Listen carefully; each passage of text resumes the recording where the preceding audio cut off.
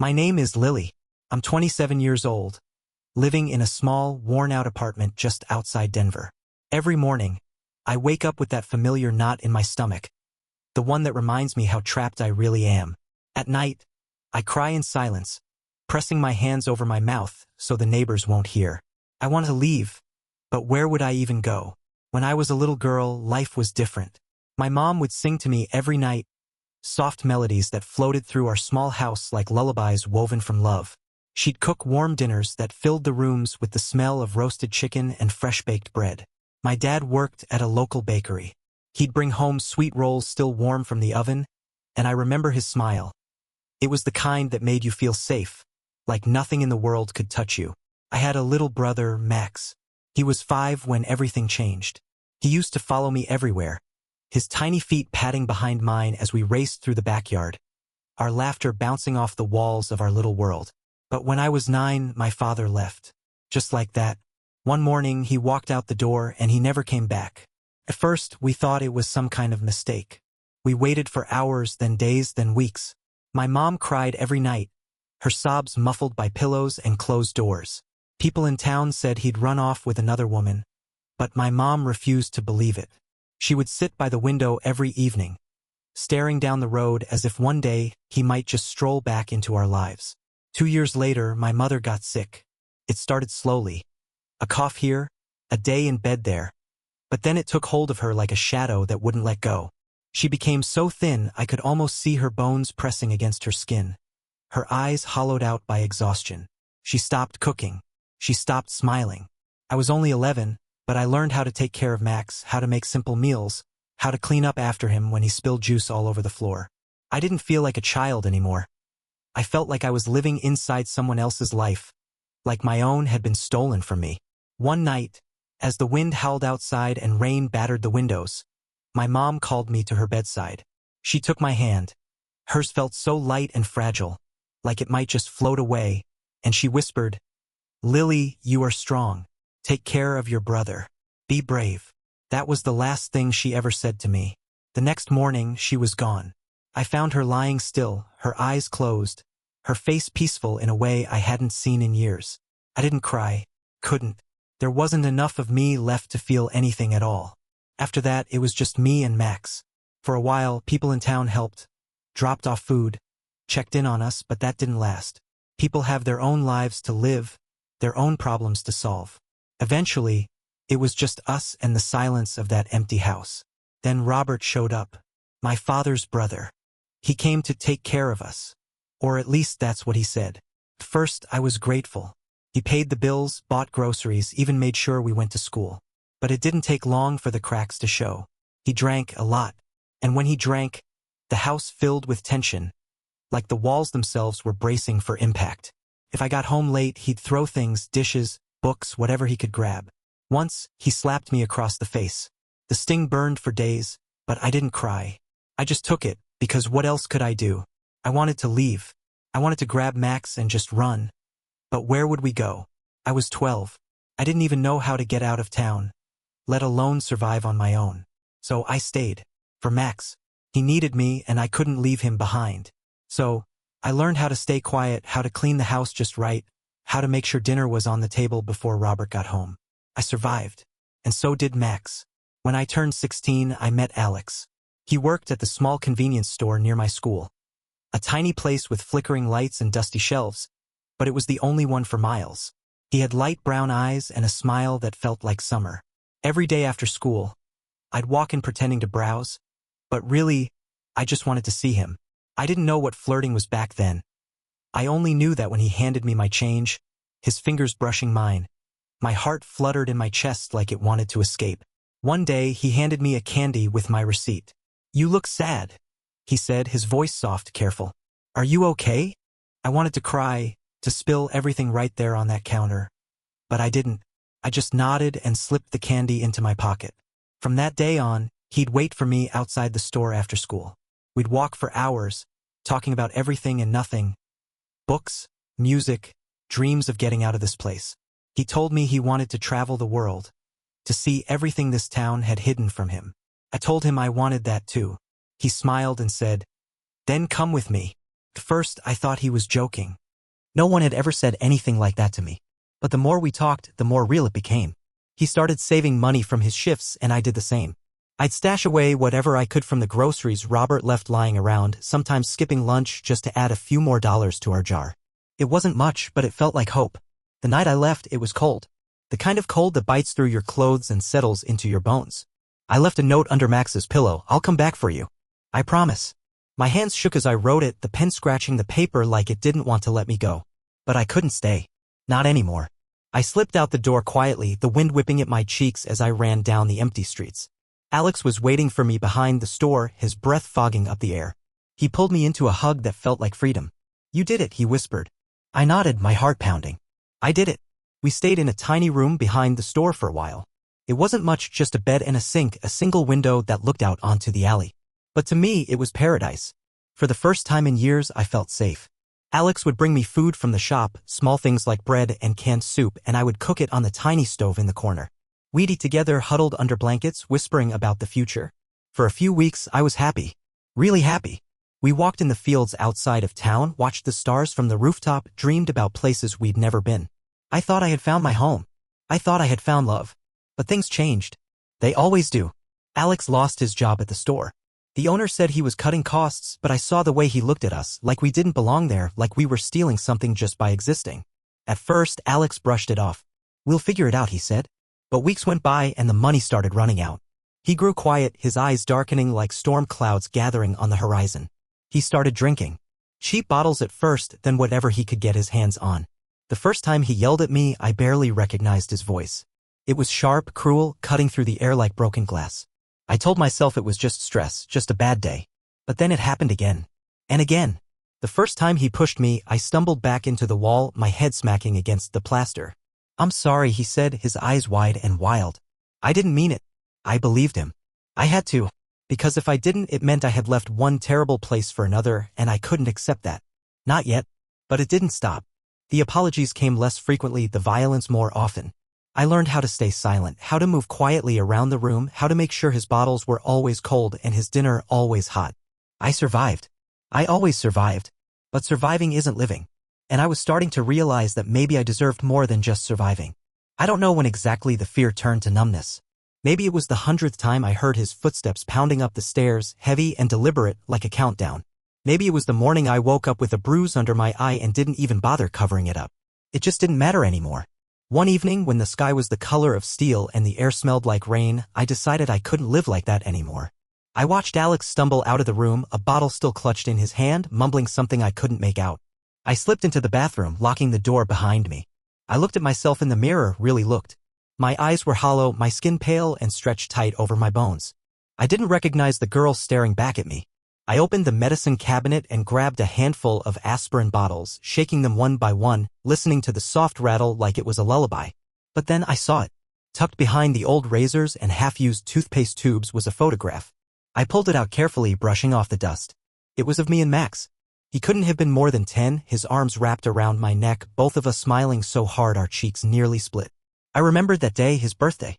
I had saved up for months to buy him a toy train set. He played with it for hours, his laughter filling the house like sunlight spilling through the windows. My hands started shaking. I dropped the bottles back into the cabinet and sank to the floor, the photo clutched to my chest. I couldn't leave him.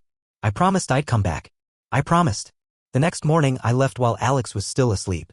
I didn't pack much, just some clothes, a bit of food, and the photograph of Max. I walked out into the cold dawn, the sky just beginning to brighten. I didn't know where I was going, but I knew I had to get out. My feet pounded the pavement one step after another until the town was a blur behind me. I found myself back at the bus station, the same place I had waited years ago when Alex and I ran away.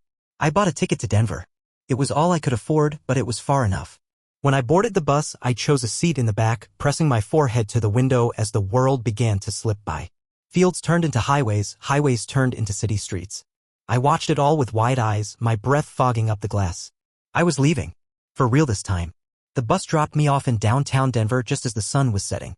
The city was alive with noise and lights, a heartbeat that pulsed through every corner. I had never been anywhere like it before. I wandered the streets for hours, weaving through crowds of people who didn't even glance my way. I was invisible, and for once, that felt like a good thing. I found a shelter near Colfax Avenue. The woman at the front desk looked me over with tired eyes but didn't ask questions. She handed me a blanket and pointed me to a cot in the back. I collapsed onto it, the springs creaking under my weight. I stared at the ceiling for a long time, the muffled sounds of the city creeping through the cracked windows. I clutched Max's photograph to my chest and whispered, "I'm coming back for you. I promise." And I meant it. I spent the next few months working odd jobs, cleaning houses, waitressing at a dingy diner that smelled like burnt coffee and old grease. I saved every penny I could, hiding crumpled bills under my mattress at the shelter. I was waiting for the day I could go back and get him. Max deserved better. He deserved everything. One night, while cleaning tables, a woman approached me. She was tall and elegant, her hair pulled back into a tight bun. "You work hard," she said, her voice smooth like silk. I nodded, unsure of what to say. "I'm looking for someone to help me with my business. Someone who knows how to work and doesn't complain. You interested?" I didn't hesitate. Yes. That was the beginning. Her name was Sandra and she ran a catering company that serviced every corner of Denver. Weddings, corporate events, even the occasional celebrity party. She taught me everything, how to set a table that gleamed under candlelight, how to arrange hors d'oeuvres so they looked like art. I soaked it up, every lesson, every tip, every whisper of encouragement. For the first time in my life, I was good at something. And for the first time, I had hoped that maybe, just maybe, I could bring Max into this new world with me. Sandra wasn't just my boss, she became my mentor. She taught me not just about work, but about life, how to negotiate, how to stand up for myself, how to see my own worth. Under her wing, I blossomed. I moved out of the shelter and into a tiny studio apartment. It wasn't much, but it was mine. For the first time, I had a key that belonged to me, a lock that kept others out. I was safe. I called Max every chance I got, using the payphone down the street. Our conversations were always short. Robert kept a tight grip on him, monitoring his every move. But every time I heard his voice, my heart swelled with hope. "I'm coming back," I told him every single time. "Just hold on." And he did. I don't know how, but he did. He told me about school, about his teachers, about the books he read under the covers with a flashlight. I clung to those details, memorizing every word like it was a lifeline. I was living two lives, one where I was learning how to thrive and one where I was counting down the days until I could rescue him. It took 2 years to save up enough money to go back. 2 long years of double shifts, burned hands, and aching feet. But when I finally had enough, I didn't hesitate. I packed a small bag, locked my apartment door behind me, and boarded the first bus back to my hometown. The ride felt like a dream, everything outside the window rushing by in a blur of colors and shapes. When I stepped off the bus, the air smelled the same, like dirt and wood smoke.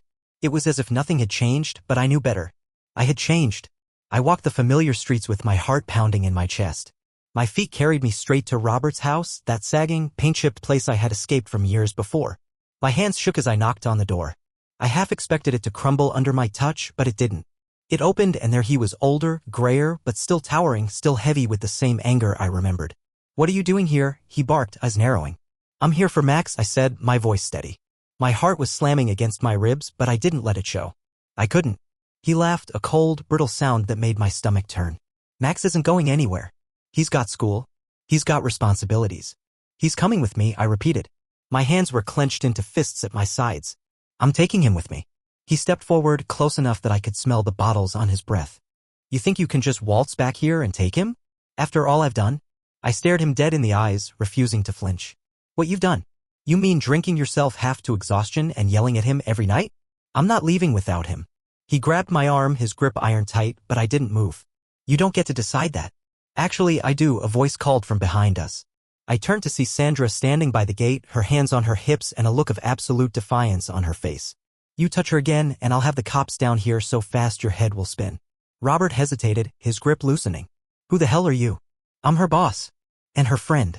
And I've got connections that would make your life a living hell. So I suggest you step back." He let go. Just like that.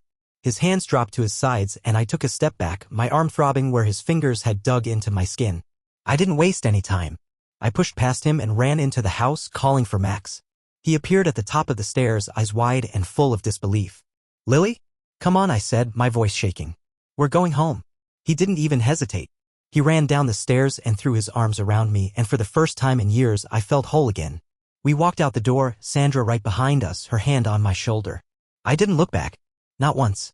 For the first time I had done something that mattered. I had saved him. And maybe, just maybe, I had saved myself too. Bringing Max back with me was harder than I thought. He was quiet at first, nervous. He kept glancing around my tiny studio apartment like it might collapse at any moment. But I didn't push him. I let him get comfortable, let him settle into the small cot I set up in the corner with fresh sheets and a blanket Sandra had given me. The first few nights, he barely spoke. He'd eat his dinner in silence, nodding when I asked him about school or what he wanted to do the next day. I could see the fear in his eyes, the wariness that came from living too long under Robert's roof. But slowly things changed. I took him to the park on weekends, the one with the old oak trees and the playground that squeaked when you swung too high. He'd watch the other kids play, his eyes tracking their movements with a longing he couldn't hide. I asked him once if he wanted to join them, but he shook his head. "I'm too old for that," he mumbled, stuffing his hands in his pockets. He was only 12, but he looked much older. I didn't press him. Sandra helped us get him enrolled in a local middle school. She even paid for his supplies, new notebooks, pencils, a backpack that didn't have holes in it. I wanted to cry when she handed it to me. "You deserve this," she said simply, her hand warm on my shoulder. I nodded, blinking back tears. The first day of school, I walked him to the front gates. He stared up at the building, his jaw clenched tight. I knelt down beside him, brushing the hair out of his eyes. "You're gonna be fine," I said softly. "You're gonna make friends, and you're gonna learn so much. I promise." He looked at me, his eyes shining with something I couldn't quite place. "You're not leaving me, right?" The words shattered me. I pulled him into a hug, holding on tighter than I ever had before. "Never," I whispered into his hair. "Never again." Max did well in school. Better than well, actually. He aced his tests, made friends, even joined the science club. I'd pick him up every afternoon, waiting outside the gates with a smile.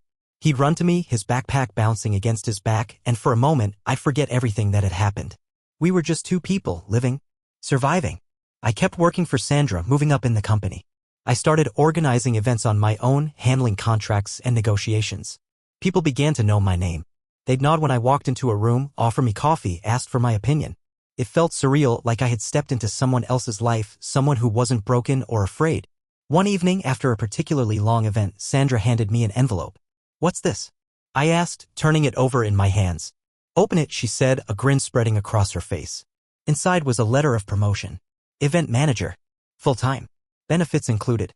I stared at the words, reading them over and over again like they might disappear if I blinked too hard. "You earned it," Sandra said, her eyes sparkling with pride. "And this is just the beginning." I hugged her right there in the middle of the venue, not caring who saw. For the first time in my life, I wasn't just surviving. I was living. And I was doing it with Max by my side. That night, we celebrated. I brought home takeout real Chinese food, not the kind from the dollar menu.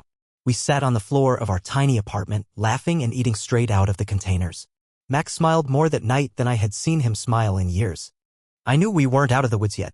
I knew there were still battles to fight, still shadows to outrun. But in that moment, with Max laughing and noodles dangling from his mouth, I felt hope. Real hope. For the first time, I believed that maybe, just maybe, we could build something beautiful out of all the broken pieces. We started building a life. A real life. Max was thriving in school, making friends, joining clubs. His teachers said he had a knack for numbers, that he could be anything he wanted if he kept working hard. I couldn't stop smiling when I heard it. For so long, I had only thought about survival, about getting through the day. Now, I was thinking about the future for both of us. Sandra kept pushing me at work, giving me more responsibilities, bigger events to manage. I learned how to negotiate contracts, how to set up venues that glittered under chandeliers and sparkled with possibility. I was good at it. More than good. And for the first time, I started thinking that maybe I could do this on my own. The idea came to me late one night, long after Max had fallen asleep. I was sitting at the tiny kitchen table, papers spread out before me, venue costs, vendor contacts, guest lists that seemed to go on forever. I traced my finger over the numbers, doing the math in my head. If I saved enough, if I kept working hard, maybe I could start my own company. A real one. Something that belonged to me. I told Sandra about it the next day. Her eyes lit up with pride. "I always knew you had it in you," she said, gripping my hands. "When you're ready, I'll help you." And she did. For the next 6 months, she taught me everything she knew. How to find clients, how to pitch ideas, how to negotiate contracts that didn't leave me scrambling to pay bills. We worked late nights, huddled over her desk, scribbling ideas and crunching numbers.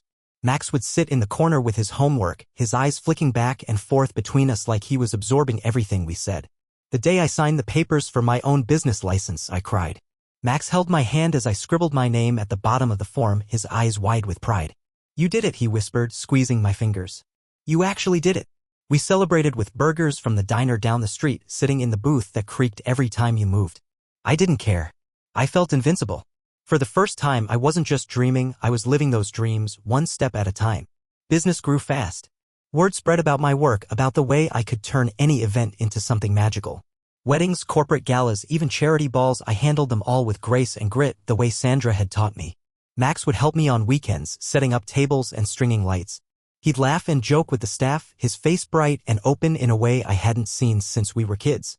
One night, as we were packing up after an event, Max turned to me, his face serious. "You did it," he said again, just like he had that first night. "You really made it out." I looked around at the glittering lights, the tables stacked with linens and flowers. "We made it out," I corrected him, pulling him into a hug. "We did it together." But deep down, I knew there was still more to fight for. There were ghosts still lurking, shadows that hadn't yet been chased away. I knew I wasn't done. Not yet. Because surviving is one thing. But really living, that's the real battle. And I was ready to fight it. Success didn't happen overnight, but it happened. My company grew from one small event to dozens. I hired staff, opened an office space downtown, real glass doors, and a sign with my name on it. Lily Morgan Events. I used to run my fingers over the letters just to remind myself it was real. Max flourished too. He graduated high school at the top of his class, got a scholarship to Colorado State University. I cried so hard at his graduation I nearly embarrassed him. Nearly. He hugged me tight afterward, whispering, "I wouldn't be here without you." "Yes, you would," I told him, wiping my eyes. "You're strong, Max. You always have been." He left for college that fall, and the apartment felt emptier without him. I kept his room just the way he left it, the shelves stacked with books and the bed still unmade. I visited him every chance I got, driving up to Fort Collins with bags of groceries and warm blankets. He'd laugh at me, call me overprotective, but I didn't care. I had made a promise. I was going to take care of him no matter what. My business thrived.